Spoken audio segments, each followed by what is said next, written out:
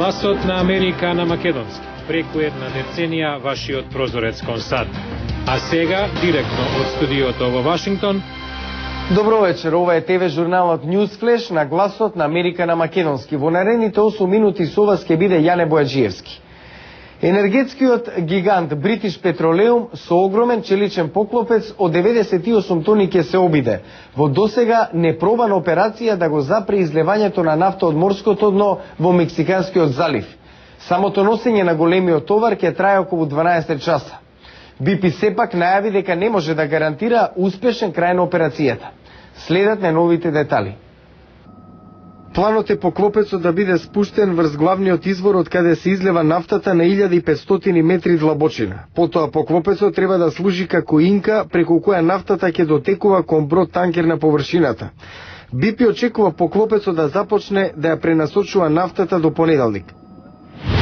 Вашингтон Пост објави дека американскиот претседател Барак Обама се подготвува да побара од Пакистан итни и конкретни информации за неуспешниот обид за напад со автомобил бомба на Таймс Сквер во Њујорк. Весникот цитира неименуван представник на Белата куќа кој вели дека САД и Пакистан треба да разменат информации за случајот. Американските власти велат дека осомничениот нападач Фајсал Шазат признал дека бил обучен за правење на бомба во Пакистан каде е роден.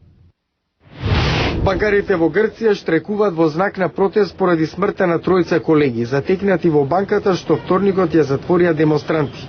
Илјадници грци средата се судрија со полицијата во Атина, протестирајќи против контроверзните мерки чија цел е спасување на државата од банкротство.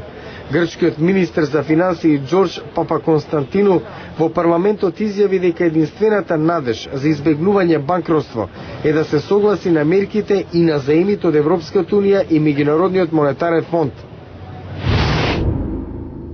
Во знак на поддршка на сограѓаните од латиноамериканско потекло во контекст на најновиот контроверзен закон против илегалната имиграција, домакинот Феникс Санс на надпреварот во кој ги победи Сан Антонио Спурс со 110-102 настапи во дресови на кои беше напишано Лос Санс. Феникс води со 2-0 во оваа серија.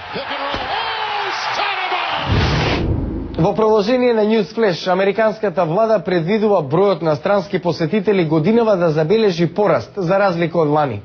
Интересно е што туристичките работници се фокусираат на гости од земјите во развој, бидејќи економиите во западните земји, од каде традиционално доаѓа најголем број туристи и натаму не се целосно опоравени. Милиони странски туристи секоја година доаѓаат во Флорида заради преубавите плажи, сончевото време низ целата година и атракциите како Дизниленд во Орландо. Но иако 2009-та речиси 55 милиони лица ги посетиле САД, тоа беше тешка година за туризмот. Бројот на меѓународни туристи драматично опадна во првите 3 квартали од 2009-та. Во Флорида на туризмот отпаѓаат преку 20% од економијата. Даниел Кортни од Бирото за туризам објаснува зошто туристичката суша во оваа сојузна држава уште потешко се почувствувала. Годишно имаме околу 3 милиони странски туристи. Разликата е што на нив отпаѓаат околу 17% од нашите трошаци, бидејќи тие вообичаено остануваат нешто подолго и трошат нешто повеќе. Годинава се очекува подобрување. Американската влада предвидува промени во составот на посетители со поголем број од земјите од Азија и Јужна Америка. Најмногу туристи се очекуваат од Бразил, Индија и Кина, додека проценката е дека бројот на посетители од Западна Европа и натаму ќе стагнира. Ричард Фогелсонг студира туризам на коледжот Роулинс во Флорида. Коментира, промената се должи на забавениот економски растеж во западните земји. Дел од проблемот е што индустриите на туризам и забава се можне зависни од економската ситуација, бидејќи една од првите работи на кои луѓето штедат се патувањата. Со прогнозата глобалниот економски раст да достигне 4% во 2010-та, туристичката индустрија во САД очекува бројот на странски посетители полека, но сигурно да започне да оди по нагорна линија. Најголем дел од млекото и месото во Соединетите Американски држави доаѓа од големи фарми каде се одгледуваат животни затворени во штали, но нивната ефикасност е на сметка на животната средина.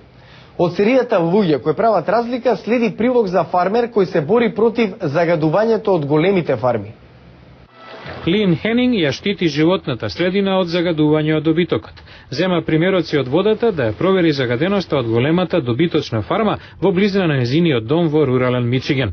Со сопругот Хенинг самата одгледува пченка и соја на фарма од 120 хектари, но на 16 километри од нивниот дом се наоѓа голема индустријска фарма со десетици илјади крави и свињи кои се хранат концентрирано. Само неколку стотици грла од ваква фарма произведуваат измет колку мал град од неколку десетици илјади жители. Изметот се фрла непреработен на полињата на фармата како ѓубриво. Смрдејата е неподнослива. Не може да сушите алишта на отворено, ниту да отворите прозорец. Изметот може да ја загади водата што минува низ фармата. Тоа се случило во 2000-та. Некој го пријавил загадувањето, а фармата ја обвинила Хенинг. Вели, иако не била таа што пријавила, инцидентот ја потикнал да се заинтересира.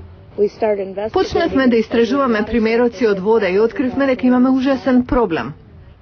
Како резултат на незината активност, властите казниле фарми за незаконското работење, но Хенинг станала мета на заплашување. Не бркаа по патишта, се до канцеларијата на шерифот. Најдов мртви животни во поштенското сандаче, во мојот автомобил, пред врата. Ни беше разнесено поштенското сандаче. Неодамна беше стрелано врз прозорецот од собата на мојата внука.